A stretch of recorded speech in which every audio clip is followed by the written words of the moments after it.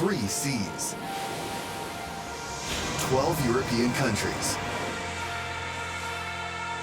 111 million people. And one platform with a mission to connect them all.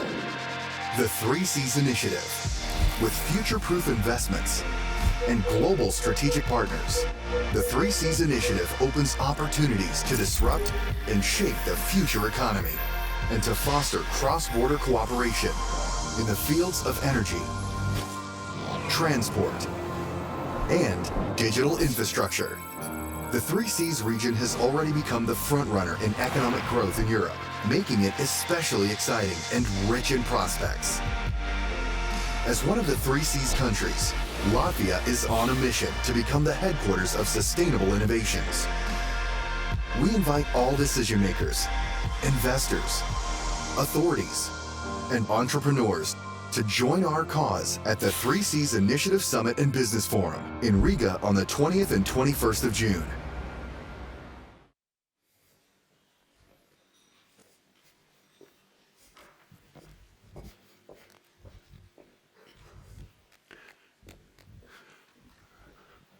Good evening, ladies and gentlemen. My name is Lionel Barber. I'm your moderator for this session, and I'm going to sit down and then in turn welcome the distinguished presidents and leaders of their countries to this panel at this 3 Seas conference. Thank you.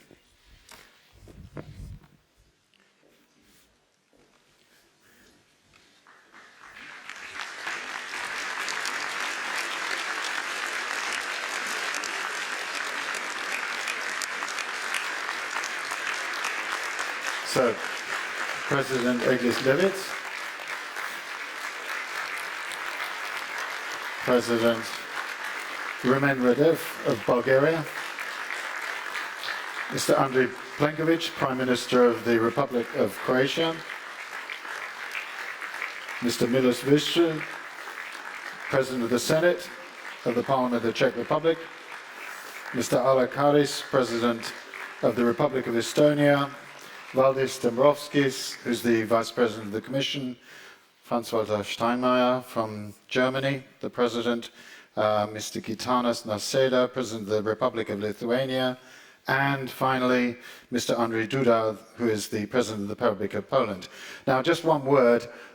When I was the editor of the Financial Times, I had the unenviable task of being in charge of 585 journalists, better known as anarchists.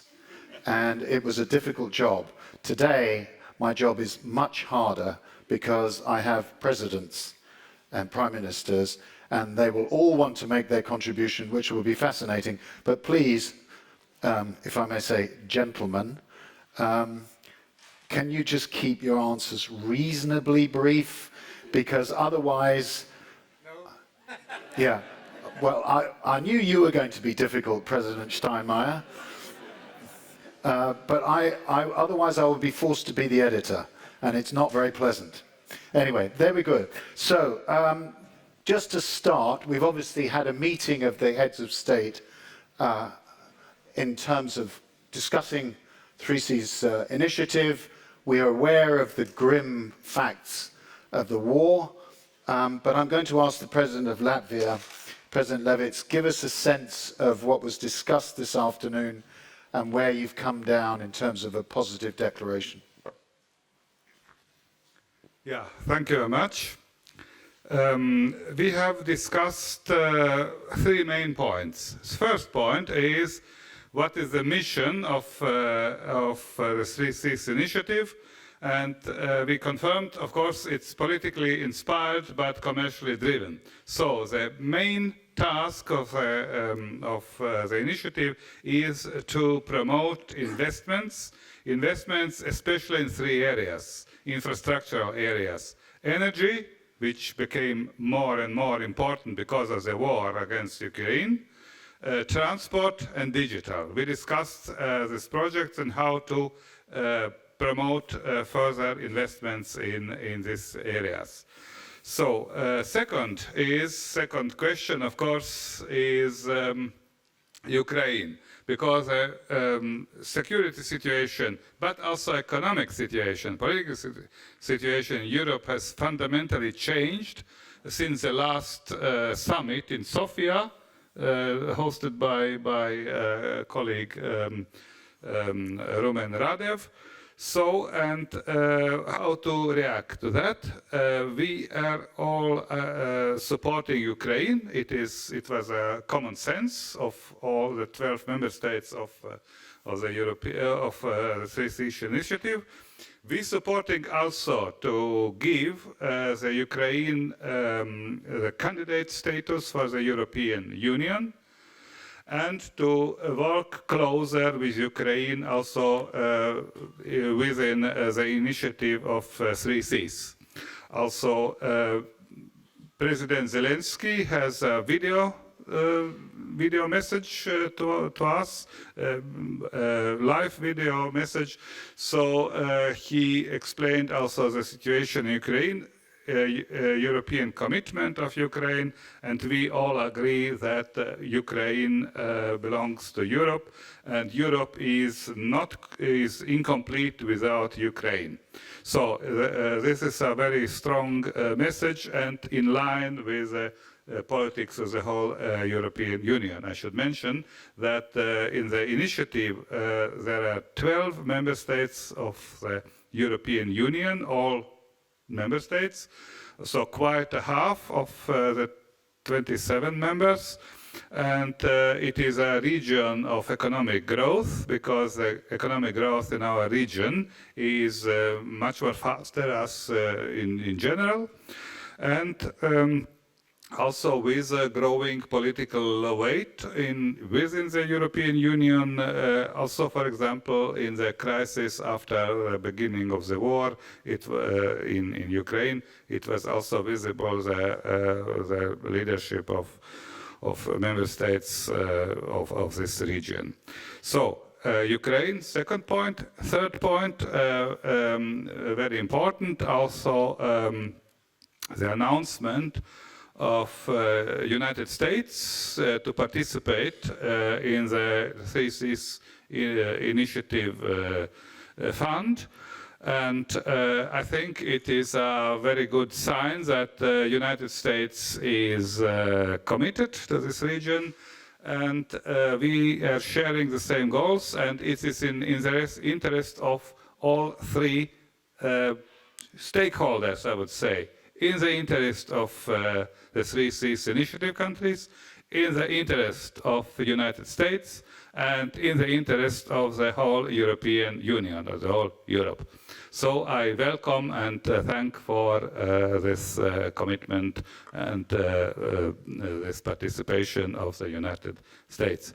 And of course, we had also support and interest from two other nations, also Japan and United Kingdom.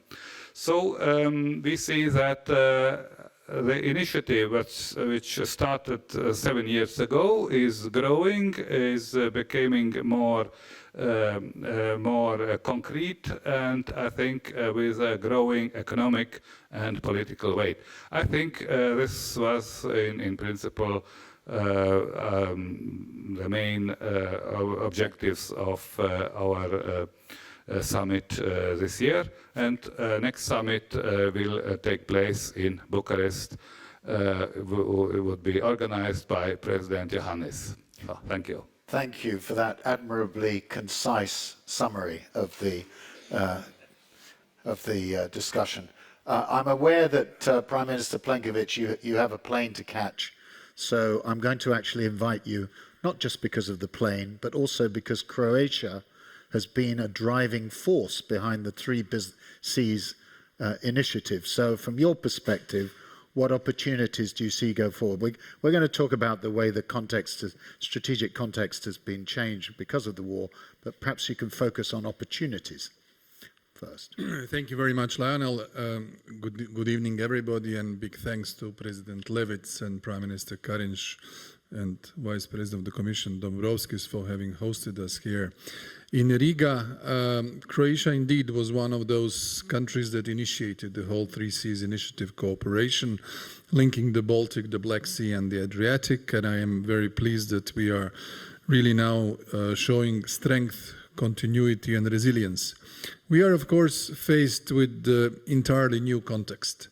Russia's aggression against Ukraine has changed everything: security, architecture, humanitarian, political, economic, financial, diplomatic, energy, food. There is no single subject now that has remained the same as it was a couple of years ago. But I believe that even our debate today has demonstrated the vitality of the Three Seas Initiative. First of all, the strong commitment of the United States, great contribution from other partners, the big countries, who are really carefully seeing now the potential of the cooperation among the EU member states in the East, but with Germany, with Austria on board. This is really a strength of this initiative. Our feeling is that in the altered circumstances, the energy infrastructure is now clearly defined as the critical infrastructure. And everything that we can do within the framework of our cooperation to be better linked, better connected, to provide energy supply security to each other should be the priority of this initiative. Croatia made its own contribution. We have opened last year an LNG terminal in the island of Krk. I just announced today that we are going to increase its current capacity from 2.9 billion cubic meters to 6.1 billion, going far beyond the needs of our industry and our households, so as to play a regional role. We want to invest also through the Three Seas Initiative Fund into the port of Rijeka, which is one of those northern Adriatic ports that can really, with a good connection of trains, of highways, of supplies towards Central and Eastern Europe, be really an entry point, a sort of a gateway for the whole region coming from the Mediterranean. Our position in terms of what has been done by Russia was very strong, very clear. I repeated it today, a lot of solidarity also with Madam Vice President of Verkhovna Rada, Madam Olena Kondratyuk, and I'm very happy that President Zelensky addressed us today. And I really hope that also at the European Council on Thursday and Friday we'll find a consensus and send this strong symbolic gesture to Ukraine by granting a candidate status. This is something that the Ukrainian people and also the Ukrainian authorities deserve, especially in this dire situation. So Croatia remains very much committed through the Three Seas Initiative, and we shall do that also next year in Romania and in all the summits that will follow. And I'm pleased there was a large businessman delegation and businesswoman delegation here from Zagreb and other Croatian cities present here today in Riga. Thank you. Thank you, Prime Minister. I'm now going to turn to President Nausėda of Lithuania to ask his perspective, but also a specific question regarding Kaliningrad, because your government has, in line with the EU sanctions, decided to prevent the transit of Russian goods through to Kaliningrad. And what do you think both the importance of that decision, the significance of that decision will be? First of all, I would like to use the opportunity and thank my colleague Egils Levis, the President of Latvia, and of course my other colleague in European Council, Prime Minister Krišjānis Kariņš, for this excellent organization of this event. And I think we had very good opportunity to exchange views, to try to evaluate the current situation, especially taking into account Russia's war against Ukraine. And I hope and I think and I am pretty sure that our Three Seas Initiative will play even larger role, because we have the destiny to help, to support Ukrainians in the situation. And they see many opportunities to contribute more to the solving of the problems by Ukrainian government, especially providing the possibilities, the channels to export the grain through the Baltic states, and to create some logistical corridor through the territory of Poland.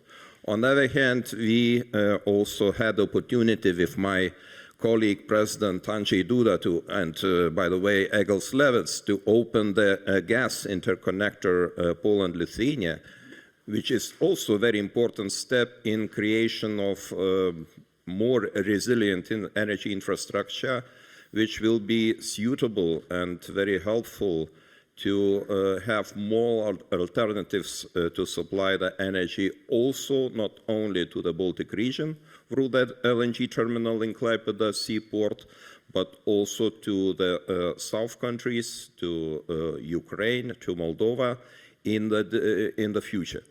Now, switching back to your question regarding Kaliningrad, this is not national sanctions imposed on Russian Federation, and you mentioned it very correctly that we just implement the sanctions of European Union. It affects about 40 to 50% of total production going through the territory of Lithuania, and as somebody can expect that Russian Federation reacted very nervously to this decision. They try to understand what is the current situation, what is the content of our actions, and they just want to repeat that there are no any other attempts just to provide and implement the sanctions which were imposed on the European Union level. I hope we will clear this issue, and I hope that having in mind that we will have the reactions of European Commission and European Union institutions, we will manage to just to come back to the normal language, and I hope it will take place quite soon. Thank you. I am going to come to President Duda in a minute to ask him a couple of questions, but Vice President Dombrovskis, can you just elucidate, because there you are in the Commission, which has been drawing up all the sanctions. That unit has been very influential. Can you explain how this works with the EU sanctions as applied against Russia, that the link to Kaliningrad? Because this could be quite important.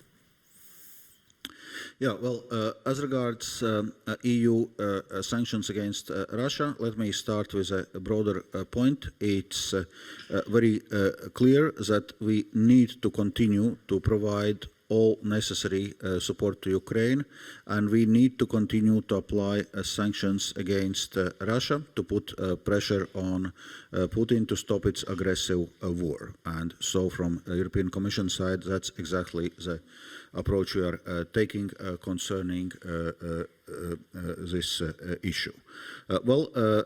We managed to have a very brief exchange with President Nausėda on this topic. Of course, clearly we need to gather all the facts and implications, but as President Nausėda outlined, what Lithuania is doing, they're applying EU sanctions. He also outlined that steps taken are also not contradicting a bilateral EU-Russia agreement concerning the transit between mainland Russia and Kaliningrad. And in this case, indeed, if it's application of the EU sanctions, it's clearly that we need to be with our member states who are applying the sanctions. Yeah, thank you very much. We're going to come to Ukraine and reconstruction again in a minute. President Duda, Poland is obviously the critical country at the center of this Three Seas initiative. You border, you have a very, very important border. We talked about cooperation between Poland and Lithuania on energy. What other areas of cooperation do you see where Poland can make a difference?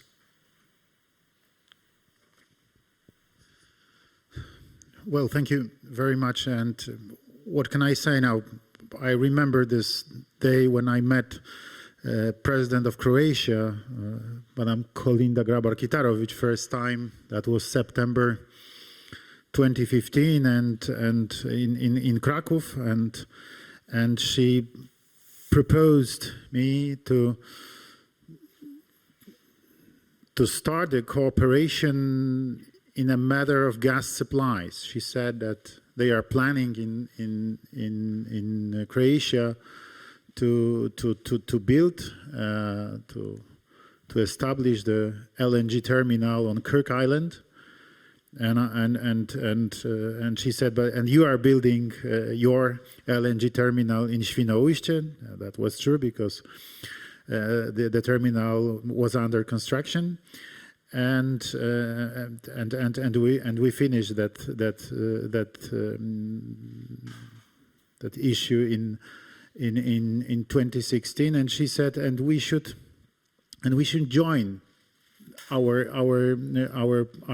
pipelines, yes, from our LNG terminal, between our LNG terminal and your LNG terminal, because we need to have a better situation in this very, very important issue of energy security, gas security in our region, in our part of Europe. And she said, and you know, and this is very important to start the special kind of cooperation between our countries, but not only between our countries, not only between Poland and Croatia, but also among our countries in our region of Europe, in Central Europe. I said, yes, this is a very good idea, because, and you know, and I had in my mind this tremendous masses of Polish tourists traveling to Croatia every year for holidays, yes, to spend holidays on their seaside, and I said, yes, we need good connections, we need good energy connections, we need also good roads, we need good railways, because it's important for our people, for our security, for our development in our part of Europe. Yes, this is a very good idea. So that was the beginning, and now, yeah, when you observe this situation we have now here in Central Europe, this terrible war in Ukraine, provoked and started by Russia, but Russian aggression against that peaceful country, as Ukraine was. I think this is the visible evidence that was one of the best ideas I met and I had during those almost 7 years of my being in the office. Thank you. Yes. Because you know, we had this, like in a nutshell, few weeks ago when we refused Russians to pay in Russian rubles for gas, yes, for energy, that was against the contract between Russia and yes. Poland, and we said no, this is against the contract. This is we will pay you in euro or in dollars, I don't remember, but not in your rubles. And they said, okay, so we will close supplies, we will close the pipe. We said, okay, if you want to break this agreement we have between our countries completely, you can do that. We will sue you, but you can do that if you want. And they did it. Right. But we had interconnectors with Lithuania, with Germany, and now we almost have also interconnector with Slovakia, and we have energy security in gas. Good. That's underlined the point about connectivity, and we're all in this together. I'd like to turn to President Steinmeier.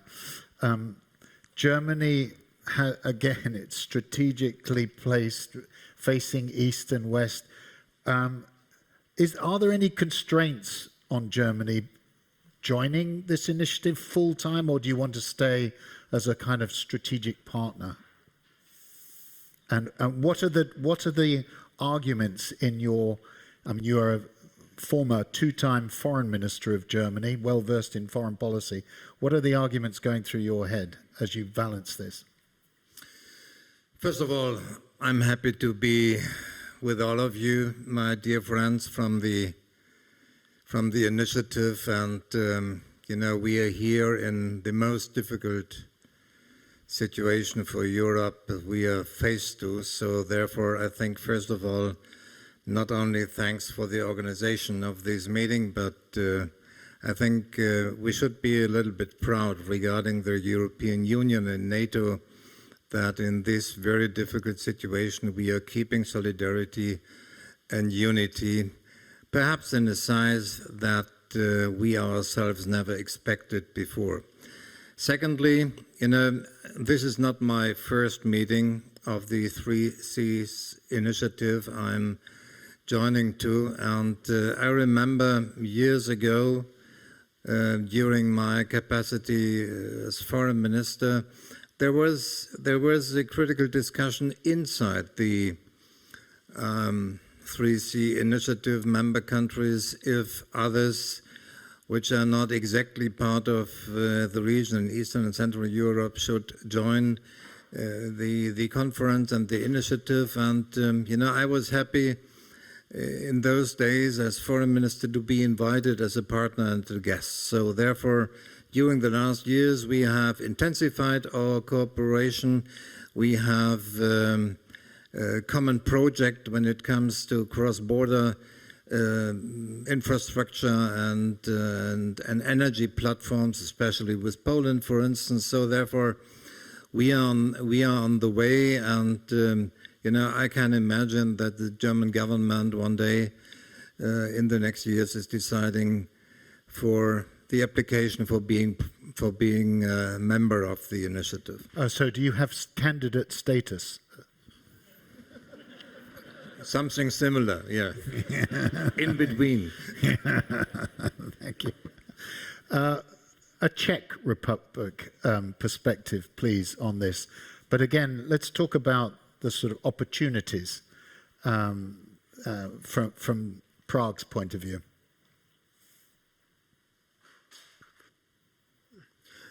Thank you very much. I'm here the first time, and I'm satisfied. But we have a lot of work before, and we need not only politicians, but we need two businessmen, and it is very important for us.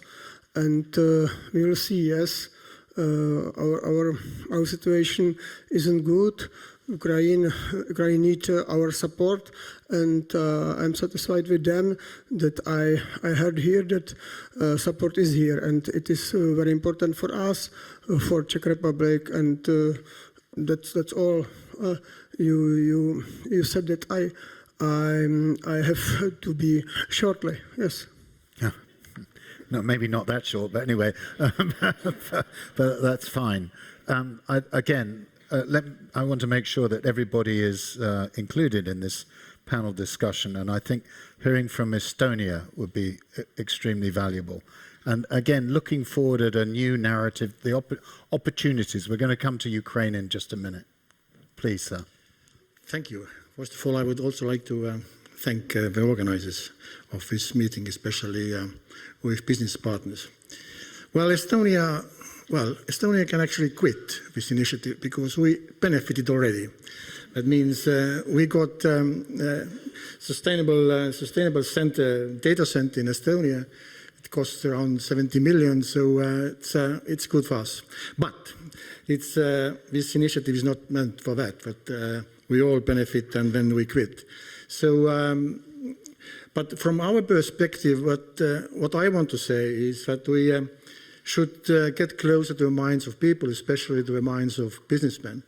And then second point is that we need to do more work when we have this initiative, but there are a number of initiatives in Europe and also many funds in Europe, but it's important to basically match these different funds together, and because we are mostly middle and small-sized countries, and we should make it 1+1 to make it free. So the coordination is important and collaboration is important. And we are from the northern part of this initiative, although we have quite close connections to Finland.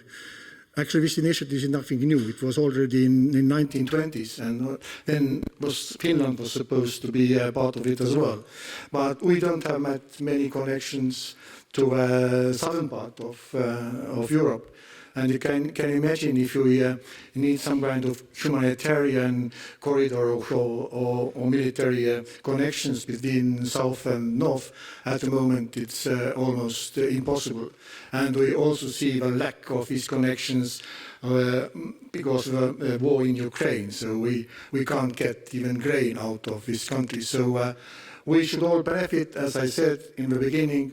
We need to make it available to businessmen. It's going to be attractive, first of all, and then second, we need this kind of success stories like Estonia already has this data center. Thank you. Thank you. President Radev of Bulgaria, we're going from north to south here. You have some tangible examples of where this initiative has actually helped, and you also have a very good example of energy connectivity with your gas connector to Greece. You want to tell us a bit about that? First of all, we should not forget what is the main goal of this initiative: to increase our cohesion and to increase the standard and quality of life of our citizens. That means we must develop our economies stronger and more competitive. I cannot list all the factors, and it is not my business about having competitive and strong economies, but I would like to touch the base and the top. The base is having autonomous, strong energy security system, access to reliable, predictable, cheap energy, to have well-developed transport network, and the top is innovations. Talking about energy, let's take a look at the reality. The average price of the energy for the European Union is between 220 to 250 euro per megawatt hour. In the United States, this price is less than 100 euro. In China, it is less than 10 euro. So how can we compete in the middle and in the long run? Our economies are losing our competitiveness compared to other strategic players. And what can we do? We should be, of course, more connected, but we need to think about the next level, what is beyond gas, for instance. We are absolutely dependent on gas. We do not produce, with some exclusions, Romania a little bit, but we do not produce gas. So it's time to think about the next level. And the problem is developing renewables, which is, of course, the best choice, but developing renewables without developing reliable technology for storing the energy is not a solution. We can just develop the perfect crisis in front of us. Again, we are in such a crisis. Okay, so what's a realistic timetable for reducing or eliminating the dependence of these countries, your country, on Russian gas? We have been working heavily on developing the next level for storing energy, batteries, but not only. We have perfect conditions. We have well-developed design to produce green hydrogen, for instance. Bulgaria is the southeast country from the initiative. We have very efficient solar systems. We are building huge capacity, and we have the ambition, and our business has already united in a big consortium to produce about 20 million tons of green hydrogen per year. far exceeding our needs. So it's time to think about transportation and new types of pipelines. Yeah. Let's say for green hydrogen as well. That's impressive. Now, ladies and gentlemen, when I was in Brussels and I spent 6 years as the Financial Times correspondent between 92 and 98, went through some crises. But whenever I had to try and understand either a tax problem or an energy problem or a geopolitical problem, I always went to the European Commission, because although they're seen as very bureaucratic, they have very, very smart people who have a totally global, pan-national view. So this is your moment, Vice President Dombrovskis. No pressure. Just in a very succinct way, tell us how this initiative complements existing EU policies like on structural regional aid, why it's a very useful complement to what's already happening on an EU basis. Yeah, indeed, this regional initiative is indeed a good complement to many things which we are doing already in the EU. So you already outlined some of the EU funding which is available to the region. So 3C's initiative is dealing with a number of issues like transport, energy interconnections in the context of green and digital transitions of the economy. So this year, particularly topical is the question of energy interconnections, energy system adjustments, taking into account the need to rapidly move away from dependency on Russian fossil fuels. And exactly in this 3C's initiative region, there is lots of issues with this energy dependence, and therefore lots of scope to work together how to best address it also regionally.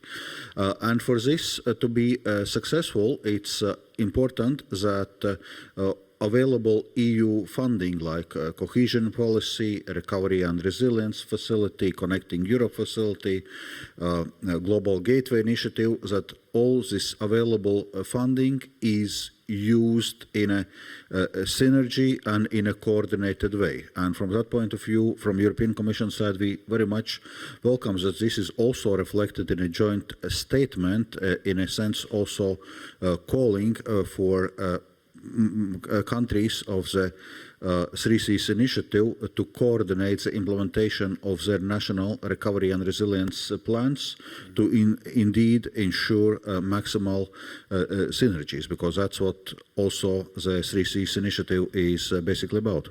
Okay, thank you very much. We do have Elena, excuse me if I don't pronounce it correctly, Elena Kodachuk from Ukraine, who's going to talk, just both ask a question, maybe make some observations on what you've heard, but I think particularly to answer the question, can you give us some sense of just the economic damage done by this war to date and what will be needed in terms of reconstruction? Thank you, Mr. Barbe.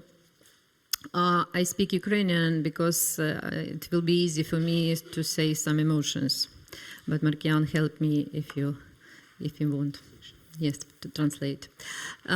Знаєте, ми сьогодні отримали такий дуже добрий сигнал для України, дякуючи пану президенту Польщі, пану Дуді, тому що дуже приємно чути, що Україну сьогодні розглядають як одну з партнерок Триморя. Але знаєте, я би сьогодні хотіла також, щоб ми говорили більше про те, що Україна – це є частина Європи. І саме в Європі йде зараз наймасштабніша війна з часів Другої світової. Щодня російська агресія завдає неймовірних збитків в Україні в частині цивільних втрат, також економічних втрат. Я хочу, щоб ви тільки почули пару цифр, які зараз говорять самі про себе, тому що в нас зараз знищено понад 621 дитячий садочок, понад 1123 закладів освіти, 643 медзакладів, понад 300 мостів, 11 цивільних аеропортів, понад 228 взагалі заводів, понад 40 мільйонів квадратних метрів житла пошкоджено або зруйновані. Наші міста, в принципі, перетворюються на попіл, і це десь 80% міст, яких просто руйнують авіаударами. Знаєте, ця війна не тільки просто україно-російська війна, це європейська війна, і наслідки цієї війни будуть чути всі країни Європейського Союзу. Тому що це буде відбиватися, зрозуміло, на соціальній напрузі населення в кожній з країн. Це буде також відбиватися і на інфляції, на ціні на енергоносії і так далі. І ми не знаємо, скільки буде тривати ця агресія. Але ми розуміємо, що тільки відповідальністю і спільними діями країни Європейського Союзу зможуть допомогти нам і зможуть допомогти одне одному, тому що далі про ці руйнування і відновлення України треба говорити всі разом. Ми знаємо, що за експертами, міжнародними експертами, десь біля 600 мільярдів потребує Україна зараз на реконструкцію. І я хотіла би від імені президента, від імені уряду, від імені парламенту України просто запросити всіх інвесторів, всі уряди відповідально поставитися до можливих інвестиційних проєктів, які так зараз необхідні для України. Звичайно, що Україна буде рада стати учасницею в майбутньому Триморя, так само, як ми дуже очікуємо на позитивний результат стати кандидатом вже до Європейського Союзу.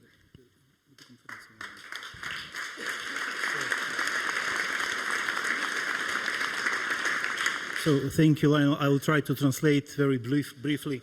So, first of all, today I heard a lot about Ukraine being considered as a partner of the 3Cs countries, and we got a good signal of readiness to consider Ukraine as an integral part of the initiative, thanks to all participants on today's panel, and especially to President Duda.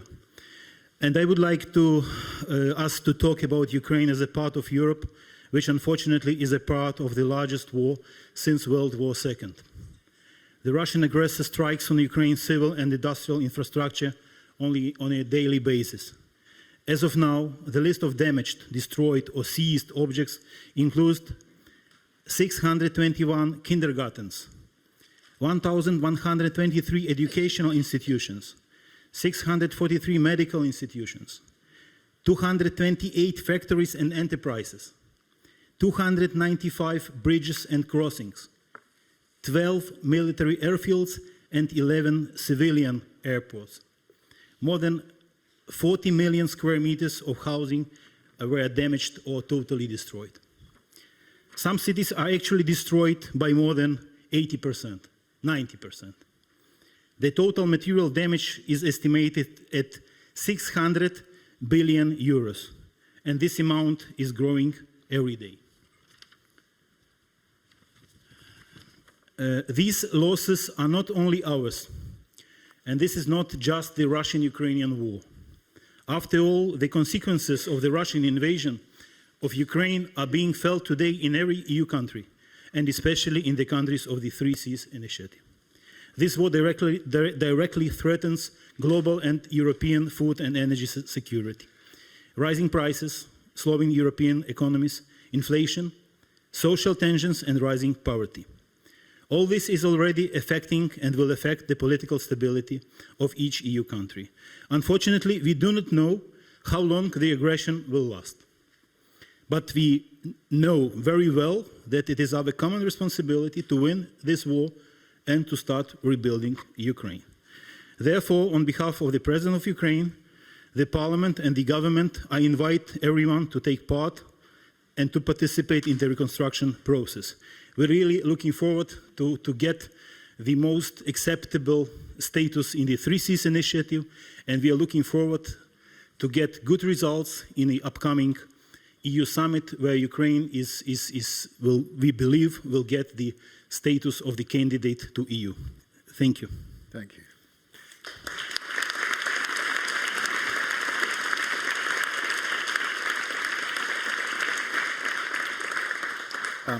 I'm just going to ask Scott Nathan, who is the Chief Executive Officer of the U.S. International Development Finance Corporation, and has made the American government has made a very important commitment to supporting the investment fund of the three Cs, just to say a few words, perhaps from the point of view of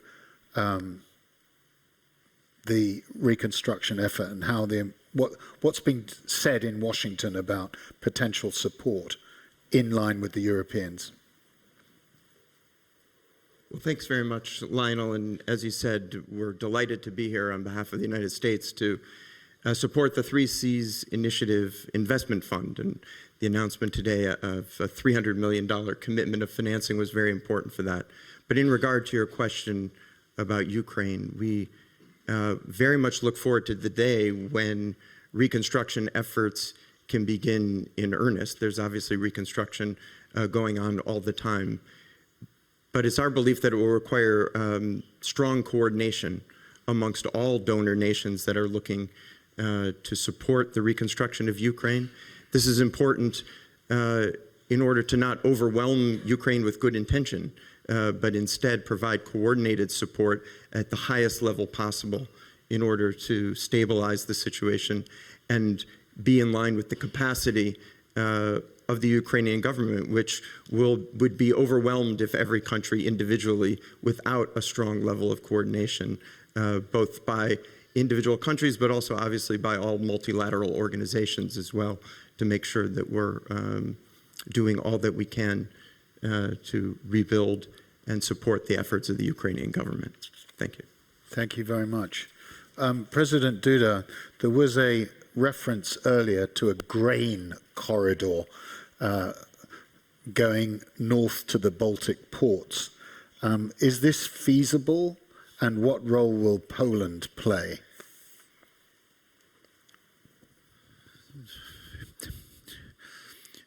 Everything is feasible, but this is the question of the price.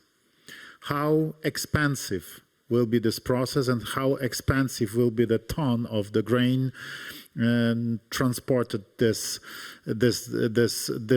way? Yes, this is. I think these questions are the most important, because this is the great threat and this is one of the greatest worries now, that we are practically facing the food crisis in big part of the world, especially in Africa, yes, in the northern Africa.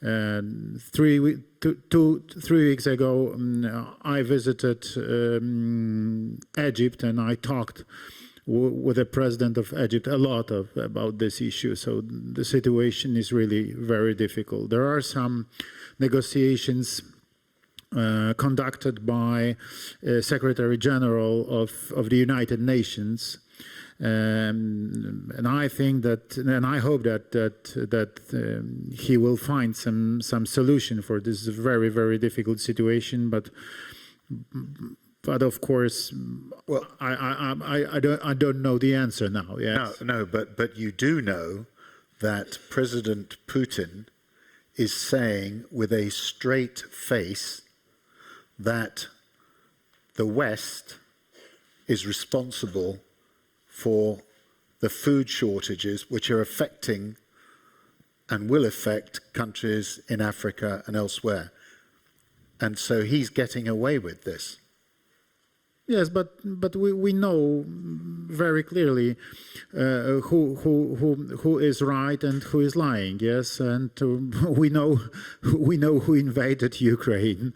That was not the invasion of the West against Russia. That was not the invasion of the West against Ukraine. That was the Russian invasion against Ukraine, and this is the only reason of the crisis.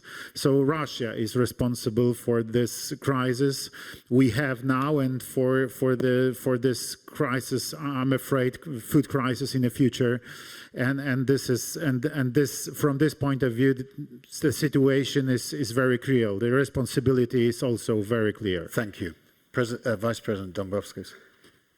Yeah, I just wanted to quickly come in with this point because indeed that's something we need to take seriously, and we need to seriously counter this Russia's disinformation. So something we are actively doing also from European Commission side.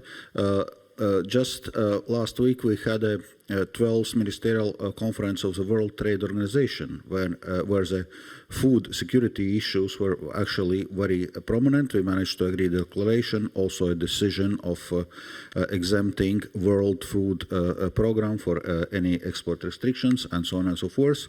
But also just before this ministerial conference from European Commission side, we organized a solidarity event with Ukraine where together with 58 trade ministers from around the world, we made a very clear statement in this regard that it is Russia's responsibility for food security issues. And first and foremost, the best response is to stop Russia's aggression, also to address food security issues. But of course, in between, we need to do everything to mitigate this, including looking for alternative export corridors for Ukrainian grain, stepping up our own food production, something which we came with some initiatives in the EU, and also in supporting vulnerable countries. Thank you. President Steinmeier, what does the German government think should be done with the stored up grain in Ukraine, which can't get out of the Black Sea ports because of the Russian blockade? Yeah, I'm just returning from a visit in Southeast Asia.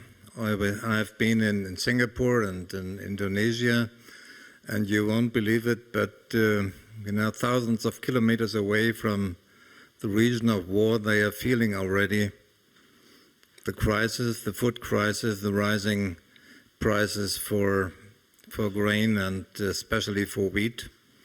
I think, thinking about the situation, there are two issues we have to think about. First of all, hunger and food security. And, in short term, I think there is no alternative as to support as far as possible the World Food Program, because scarcities, I think, are not avoidable. We will experience that in the next months, mainly, as you said, Andrzej, in Africa.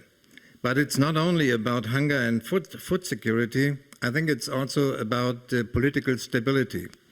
We should not forget in 2011, what was the reason for the later so-called rebellion?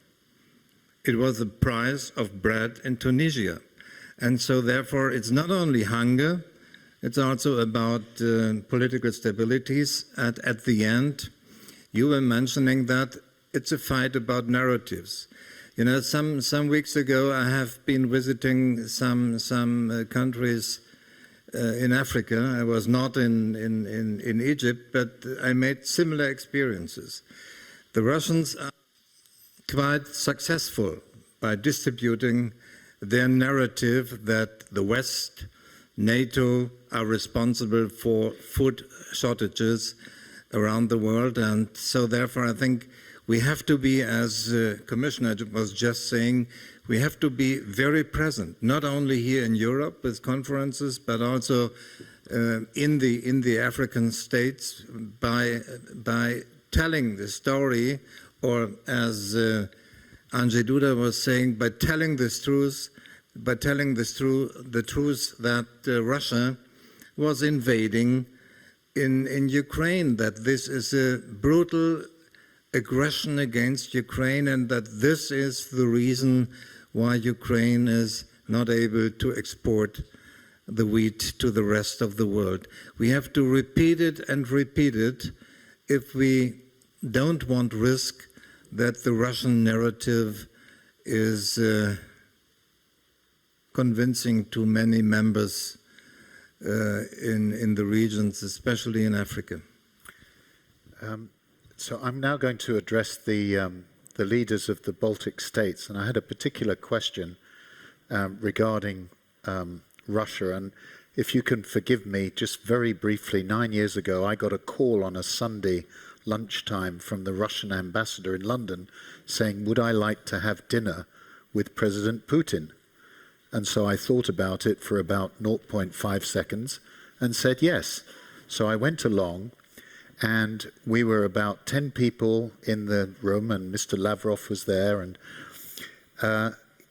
Putin just looked at one person. He ignored everybody else in the room. And so all of us were saying, excuse me, and he took no notice. It was a classic trick.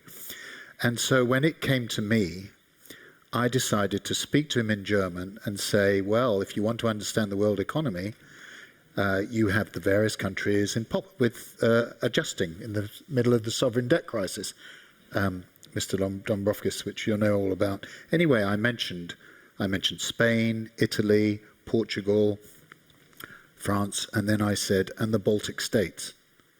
And he looked at me and said, why did you mention the Baltic states? And it was almost as if they're not part of. So just bearing that in mind, without putting words into your mouth, from your perspective, do you see this initiative, the 3Cs Forum, and working more closely with the countries represented on this panel, and being in the European Union is absolutely vital to your own security? Can you perhaps address this first? Start with Latvia. Yeah, thank you very much for this statement and question. I think we are, I would say, a normal European country. It's only in the imagination of Russia that we have a special status in Russian history. It's all ridiculous. I think we are the same as Finland, as Denmark, another European country. We are sharing European values. We are developing our economy. And of course, we know our neighbor, but I would say we are going our way. And this is a European way. So that means that we are co-responsible for the development of European Union in the same way like Denmark, like Germany, like Spain. And therefore, we are interested in a strong European Union. The European Union should play the role, also the political role, which it deserves because of the economic strength. This is one of the three main economic powers in the world. But politically saying, it's I would say, only in the second row. And therefore, we are, I'm speaking now for Latvia, but my Lithuanian and Estonian colleagues can also say something. We are for the strengthening of the European Union in different aspects, of course, politically, economically, but we have not mentioned today technology, because the technology race between the West, and the West consists of two main pillars, Europe and United States, or North America, including Canada, and on the one side, and China on the other side. Russia doesn't play a very important role in this technological race.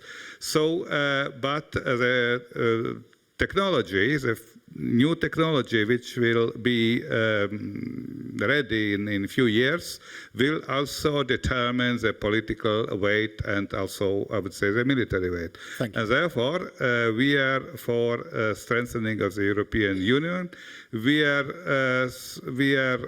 as all European states, we have the same values, the same goals, and that Russia has a special imagination concerning Baltic states, or maybe other parts of Europe, like Ukraine, but also, you remember that 30 years ago, the real Russian border was in the middle of Germany. So, and I would say Russia wants to dominate Europe again, and Europe should react properly. Thank you. President Navseda, perhaps you could address that, and also the technology point, which is, I suppose, would like to touch historical point of view, yes, because we have very long centuries of living together or living in the neighborhood of Russia. And you know, those were the centuries where there always was the pressure from the side of Russia. There were only few, probably peaceful years without any pressure coming from Russia. So, but probably this is good because Baltic countries, differently from many other countries of European Union, didn't have any illusions about the true attempts and ideas of Russia. Since the beginning of 90s, there was a very short period of probably some hopes, even in Baltic states, that Russia will become democratic. 3-4 years between 93 and 96. But afterwards, we realized very soon that Russia will not change, at least in coming decades. And we started to prepare. We started to do our homework. In the beginning of 90s, Lithuania was probably most exposed country in energy terms. We were highly reliant, dependent on the Russian supply of energy resources. And now recently, Lithuania was able to announce that we cut off all energy ties with Russia. And we were able to do this because of absence of any illusions. We built all necessary infrastructure elements in order to become independent, at least in energy terms. Oil terminal in Būtingė, then LNG terminal in Klaipėda, interconnections, and we have to do only one additional step, homework, to synchronize our electricity grid with continental Europe. And that's it. And I think this is very good that sometimes you don't have the illusions. Maybe you will not feel so happy, but you will do all necessary steps in order to become independent. And I wouldn't say that our steps were grounded only by geopolitical motivations. Because 10 years, 15 years ago, we paid political price for natural gas resources coming from Russia. And this was very clear economic, first of all, economic motivation to get rid of Russian energy resources because they manipulated all the time. Manipulations, blackmailing was always there. And this is the reason why Baltic countries are probably even better prepared than many other countries of European Union to join the sanctions mechanism, to have very clear rhetoric on Russia, and of course assist Ukraine. We are really keen supporter of Eastern Partnership countries. And I think no matter what will happen in the future, those countries have to have very clear perspective on the integration into European Union. I am talking not only about Ukraine, I am talking about Moldova and Georgia, of course, with certain preconditions. Yeah. But now our eyes are concentrated on the events in Ukraine, and our people, our politicians are very united in the country and in the whole Europe. We have to do all needed decisions in the coming EUCO meeting to grant the candidate status to Ukraine and to switch the green line to the hopes of these people, suffering people in Ukraine. I think it is very important not only looking from the economic point of view, but looking first of all from the moral point of view. Thank you. Can you just tell us very quickly, when will you manage to synchronize the electricity grid with the rest of Western Europe? I will be very short. According to the plan, it should be completed in 2025, right. But we think it could be finalized even earlier. Oh, thank you. President Karas. Thank you.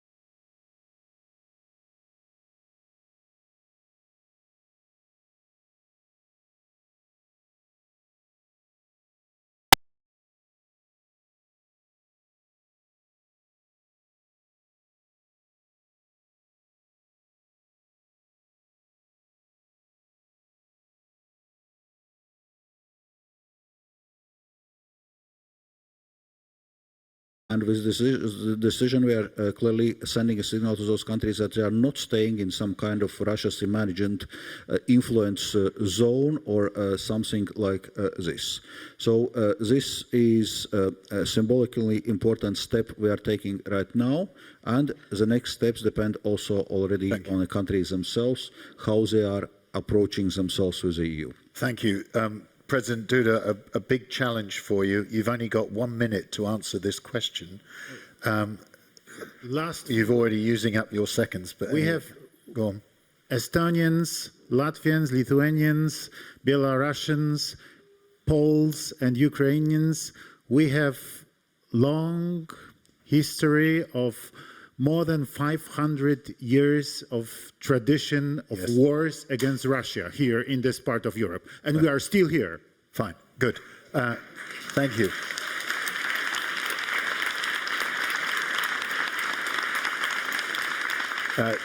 You've now got 29 seconds. Just, do you think that the forum, the grouping, should stay at 12, or do you think in 3 years' time it might have 2 or 3 new members, including Ukraine? You know, I said today that here in this part of Europe, in Central Europe, there are almost 110 million people, citizens of European Union, yes? Together with Ukrainians, this is almost 150 million people. So thank you. That's a good perspective. It is a very good answer. It's crisp. You're only 22 seconds over. Ladies and gentlemen, please thank the panel for a wonderful discussion.